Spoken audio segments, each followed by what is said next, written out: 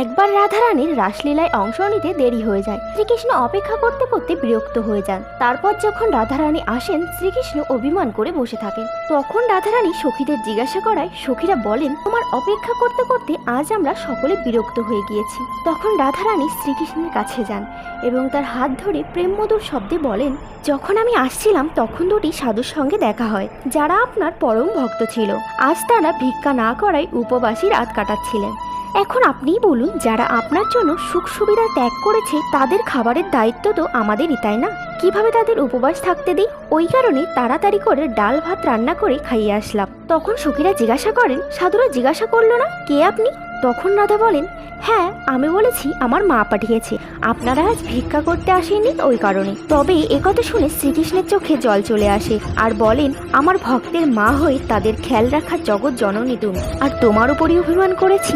Radhe Radhe.